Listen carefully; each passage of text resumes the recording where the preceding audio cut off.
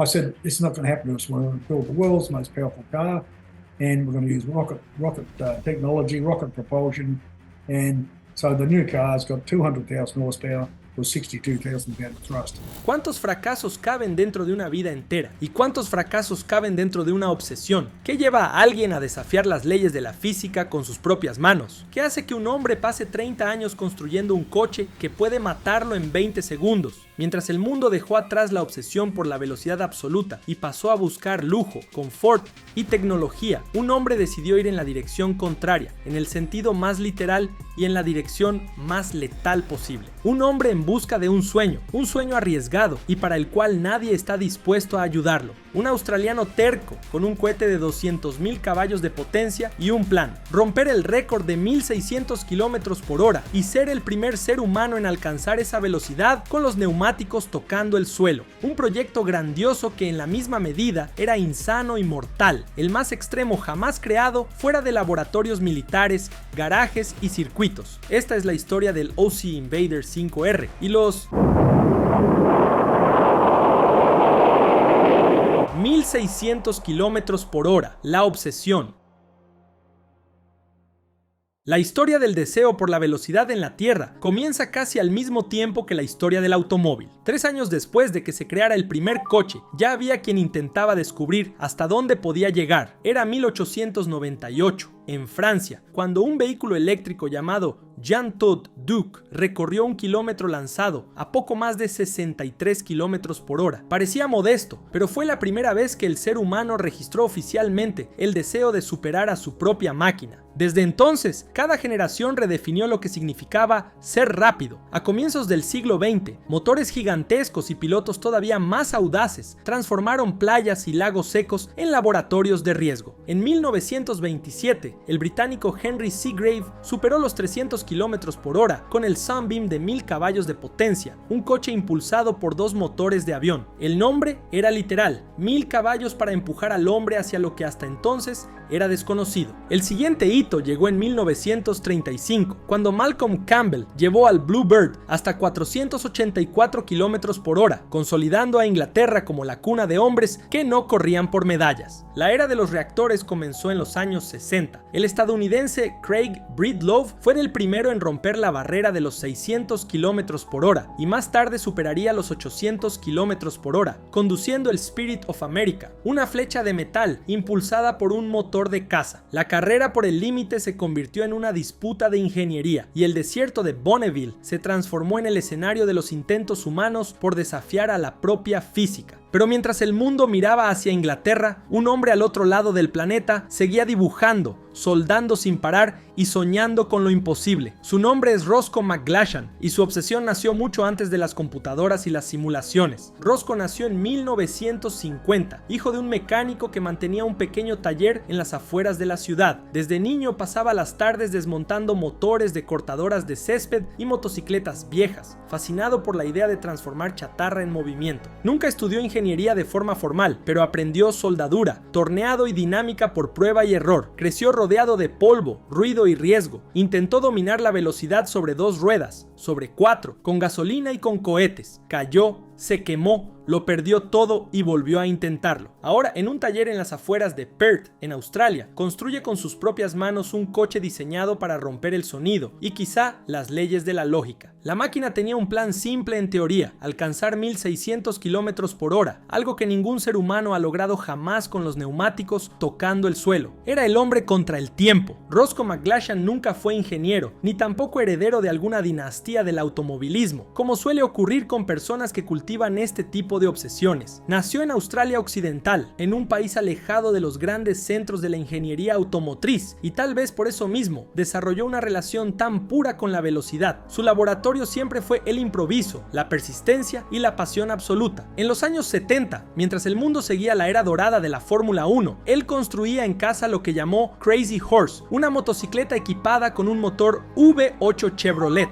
La idea de adaptar un bloque de automóvil a una moto parecía absurda, pero el resultado resultado fue una de las creaciones más violentas jamás vistas en las pistas de aceleración australianas. Sin embrague, el piloto debía mantener la rueda trasera girando sobre el caballete antes de soltar el soporte y enfrentar poco más de 400 metros de aceleración. Era una lucha directa contra el propio torque. El tiempo registrado, 9,1 segundos, y la velocidad final, 276 km por hora, transformaron a la máquina en una leyenda en los circuitos locales. Bastó un poco más de motivación en la búsqueda de potencia para que el proyecto superara rápidamente el sentido común. Cuando comprendió que la combustión ya no era suficiente, Roscoe comenzó a coquetear con los cohetes. Construyó una motocicleta impulsada por peróxido de hidrógeno, un combustible utilizado en propulsión experimental, y era tan rápida que fue prohibida en prácticamente todos los autódromos del país. El gobierno australiano llegó incluso a restringir el uso del reactivo poco después, lo que obligó a Roscoe a buscar nuevos caminos. La transición a 4 ruedas fue una cuestión de supervivencia. Con el cuerpo cubierto de cicatrices y una reputación de insano, el australiano construyó un kart equipado con un cohete. El vehículo, de dimensiones ridículas para semejante potencia, alcanzaba 407 km por hora, recorriendo 400 metros en 5,9 segundos. Ningún piloto de dragster convencional lograba siquiera reaccionar a tiempo para verlo pasar, y no tardó mucho en que el kart también fuera prohibido. Fue en ese contexto que nació el primer proyecto bajo el nombre OC Invader. Roscoe quería dejar de ser una atracción de ferias de velocidad y entrar definitivamente en el libro de los récords. El Invader 1 era un dragster a reacción alimentado por una turbina de 65,000 libras de empuje, suficiente para impulsar un vehículo de 8 metros a más de 480 km por hora. En términos simples, el empuje es la fuerza que impulsa algo hacia adelante, en este caso la que hace que el coche sea literalmente arrojado sobre la pista. Para comparar, esas 65,000 libras equivale aproximadamente al peso de 20 automóviles populares siendo empujados al mismo tiempo. En 1993 llevó su creación al límite en las pistas de sal australianas, convirtiéndose en el hombre más rápido del país sobre 4 ruedas. El siguiente paso era inevitable, y en 1994 presentó el OC Invader 2, ahora equipado con una turbina de caza Mirage Star 09C5 que generaba cerca de 36,000 caballos de potencia. El coche pesaba poco más de 4 toneladas y medía 8,5 metros. No era nada atractivo, pero era funcional. En las planicies de Lake Gardner, Roscoe fue en busca del récord mundial, que entonces pertenecía al británico Richard Noble con el Thrust 2. En el primer intento alcanzó 802 km por hora y conquistó el título de hombre más rápido de Australia. En el segundo, el coche perdió adherencia al romper la costra de sal y destruyó parte del equipamiento de cronometraje. Roscoe sobrevivió, pero el Invader 2 quedó completamente destruido. La mayoría de los pilotos habría terminado su carrera en ese instante, pero Roscoe regresó al garaje. En 1996 presentó el Aussie Invader 3, una evolución directa del anterior, construido con estructura de Kevlar y el mismo motor a reacción, pero con una aerodinámica mejorada. En la nueva prueba en Lake Gardner alcanzó 1035 km por hora, una velocidad suficiente para romper el récord mundial. Solo faltó la repetición en sentido contrario, una exigencia oficial de la Federación Internacional del Automóvil para validar la marca. El clima cambió. La sal se empapó y el récord se le escapó entre los dedos. Al año siguiente, en 1997, el piloto británico Andy Green y el equipo Thrust SSC elevaron la marca hasta 1227 km por hora y se convirtieron en los primeros en romper la barrera del sonido con un automóvil. Roscoe observó la conquista desde lejos, consciente de que su creación no sería capaz de llegar tan lejos. El Invader 3 había nacido para un mundo que ya estaba a un nivel por encima, pero a diferencia de muchos que habrían abandonado la carrera después del Thrust SSC, Roscoe decidió empezar de nuevo. Sin el apoyo de grandes patrocinadores ni presupuestos millonarios, inició en su propia casa el proyecto más ambicioso de todos, un vehículo capaz de romper el sonido y alcanzar los 1600 km por hora. En los años 2000, el mundo ya no parecía interesado en este tipo de desafío. Estaba dominado por preocupaciones ambientales, combustibles limpios y restricciones de velocidad en casi todos los países.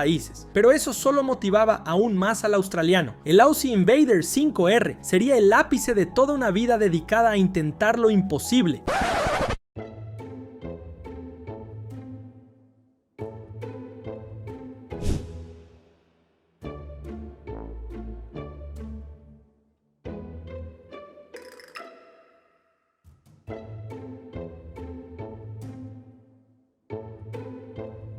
Y a diferencia de los reactores anteriores, no utilizaría turbinas de aviones. Sería un cohete puro, de propulsión bipropelente, diseñado para generar 62.000 libras de empuje y acelerar de 0 a 1.600 km por hora en apenas 20 segundos. Roscoe estaba solo en el proyecto, sin patrocinadores consistentes, sin gobierno, sin prensa y sin público. Solo un garaje, un pequeño grupo de voluntarios y el sueño de convertirse en el hombre más rápido de la Tierra. La abominable máquina australiana nació en el garaje de Roscoe McGlashan, a pocos kilómetros de las playas de Perth, en un barrio residencial donde el sonido del mar se mezcla con el de las amoladoras y los martillos. La estructura de acero de 10 milímetros de espesor, enrollada y soldada hasta formar un tubo de 12 metros, pesa 2,5 toneladas por sí sola. A su alrededor, todo fue montado con el mismo principio que guió las versiones anteriores: simplicidad, precisión y mínima redundancia. La diferencia esta vez está en el corazón de la máquina. En lugar de una turbina, el modelo utiliza un motor cohete, equivalente a unos impresionantes 200.000 caballos de potencia. El combustible es una combinación de queroseno y oxidante líquido, almacenados en 7 cilindros de aluminio de 6 metros de longitud. Cada tanque contiene un pistón hidráulico que empuja el líquido hacia el inyector, garantizando una alimentación constante incluso cuando el vehículo cambia de ángulo o vibra a velocidades extremas. El cohete utiliza el mismo principio empleado en misiles y vehículos espaciales: quemar propelente a una tasa altísima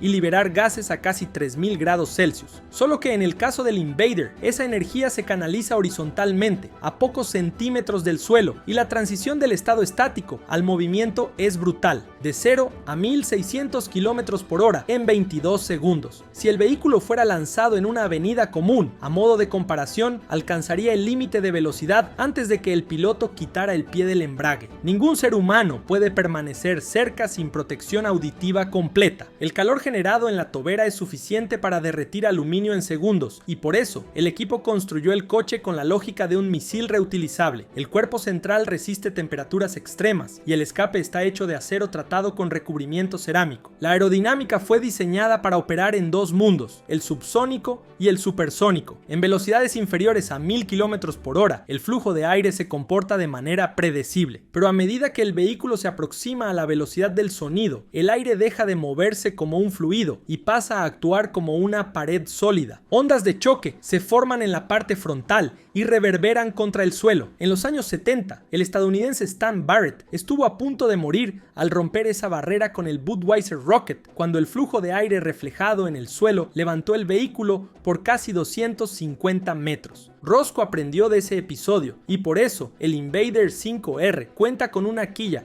en forma de V que corta el aire y desvía parte del impacto hacia los laterales. El morro es largo y afilado, diseñado para dividir la onda sónica sin permitir el levantamiento del frente. Justo detrás, dos pequeñas alas laterales, llamadas canards, ajustan automáticamente su ángulo a medida que el combustible se consume. Mantienen la parte delantera pegada al suelo, incluso cuando el peso del vehículo disminuye con la quema de los tanques. Las ruedas son otro desafío completamente insano. Cada una está mecanizada en aluminio aeroespacial y pesa 140 kilogramos. No llevan neumáticos a esa velocidad. Cualquier capa de goma se desintegraba en milésimas de segundo. El diámetro de 90 centímetros y el ancho de 20 fueron calculados para resistir rotaciones de hasta 10.000 revoluciones por minuto. La superficie de contacto con la sal es mínima, menos de 5 centímetros. El cockpit está montado justo detrás del centro de gravedad, una posición que permite al piloto sentir lo que ocurre tanto en la parte delantera como en la trasera. La estructura que lo rodea es un capullo de tubos reforzados, diseñados para soportar impactos a más de 600 km por hora. Los instrumentos se limitan a lo esencial: manómetro de presión, indicadores de combustible y un interruptor que corta el motor en caso de emergencia. No hay volante, solo una pequeña barra de dirección y pedales dobles. Si Roscoe suelta cualquiera de ellos, el motor se apaga instantáneamente. Esta redundancia nació tras un accidente ocurrido con otro piloto, que quedó con el pie atrapado en el acelerador durante una prueba intensa. Pero acelerar es la parte simple. El verdadero desafío está en detenerse, y la secuencia de frenado del Invader 5R exige una precisión matemática mucho más compleja compleja de lo que imaginas. A 1600 km por hora, McGlashan comenzará reduciendo el empuje hasta el modo inerte. La resistencia natural del aire disminuirá la velocidad hasta 1200. En ese punto, dos compuertas hidráulicas se abren en la parte trasera, funcionando como aerofrenos. Cuando el vehículo alcance 950 km por hora, se despliega un paracaídas de alta velocidad, diseñado para soportar fuerzas equivalentes a 10 toneladas. Por debajo de 600, entra en acción un segundo paracaídas, más grande y más suave, que estabiliza el eje trasero, y solo entonces los frenos hidráulicos delanteros, montados internamente en las ruedas, completan la desaceleración. En caso de falla total, existe un freno de emergencia, una cuchilla de acero accionada hidráulicamente que raspa el suelo hasta detener el coche. Es una medida extrema, casi suicida, pero necesaria. La meta es recorrer el kilómetro medido en menos de 4 segundos, lo que exige potencia y además consistencia. En 1997, por ejemplo, Andy Green necesitó un ejército de ingenieros, radares y satélites para estabilizar el Thrust SSC. Rosco, en cambio, trabaja con menos de 20 voluntarios y solo uno de ellos se encarga de los cálculos de arrastre. Otro fabrica componentes a mano en un torno mecánico. No hay túnel de viento, solo simulaciones básicas cedidas por universidades locales. Para validar los cálculos de empuje y consumo, Rosco contó con la consultoría informal de Peter Beck, fundador de Rocket Lab y especialista en propulsión orbital. Beck ayudó al equipo a dimensionar el flujo de combustible y la presión ideal de los pistones hidráulicos, garantizando que el cohete pudiera sostener una aceleración estable hasta la franja transónica. El equipo sabe que cada variable debe funcionar en el primer intento. En Lake Gardner,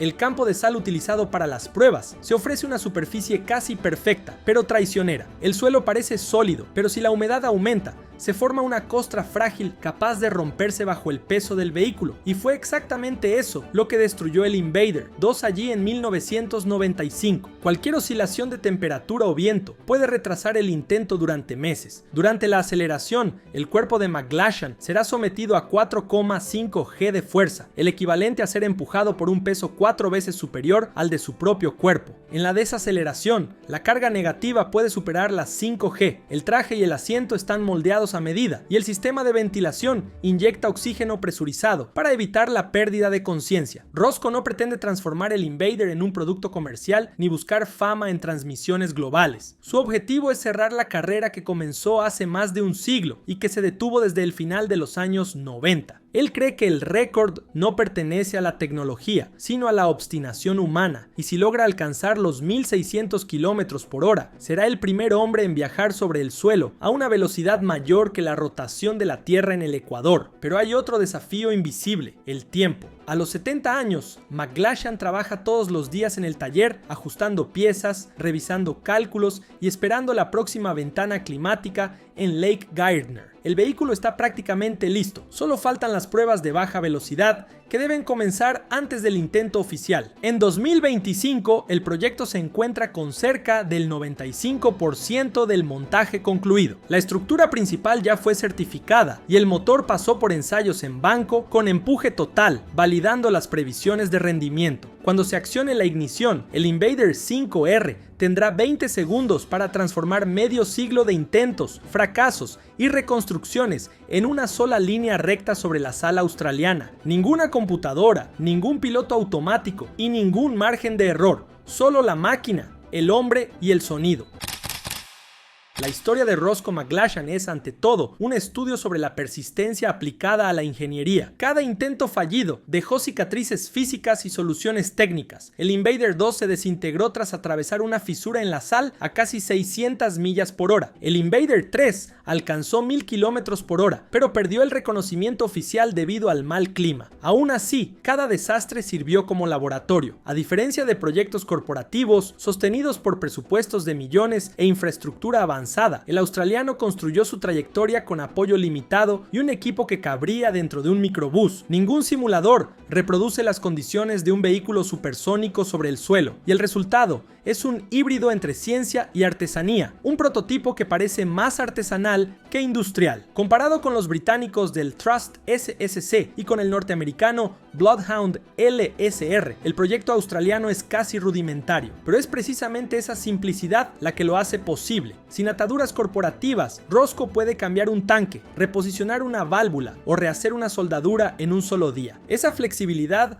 mantiene vivo al Invader. Desde los años 90, ningún equipo ha logrado superar al Trust SSC y el desafío perdió visibilidad pública. Para el público general, puede parecer que el límite ya fue alcanzado, pero no lo fue. Quienes viven dentro de estos talleres saben que la barrera de los 1600 sigue siendo uno de los últimos grandes misterios de la ingeniería mecánica. No se trata de potencia, ya existen cohetes mucho más fuertes, sino de control, de lograr que un vehículo de 9 toneladas permanezca estable cuando el aire deja de comportarse como fluido y comienza a fragmentarse en ondas de choque. Rosco entiende esto mejor que nadie. Los reflejos humanos tienen un tiempo medio de respuesta de 0,25 segundos. A esa velocidad, el vehículo recorre más de 100 metros en ese intervalo. Una locura. Cualquier desviación exige una anticipación casi instintiva, algo que no se aprende con ninguna tecnología de punta. El esfuerzo parece desproporcionado, pero tiene coherencia. Desde 1898, cuando se registró el primer récord, cada avance en esta línea evolutiva exigió el mismo tipo de mente, obsesionada, metódica y obstinadamente optimista, y Rosco no es la excepción. Él todavía cree que la velocidad es la forma más pura de prueba empírica, y si el Aussie Invader 5R logra completar el kilómetro medido y entrar en la historia, será el regreso de una era en la que la ingeniería se movía por instinto y no por marketing, y si falla, aún así marcará el final de una historia. Pero la frontera invisible entre lo que es posible y lo que aún no ha sido intentado continuará allí, y es exactamente en ese límite, en la línea tenue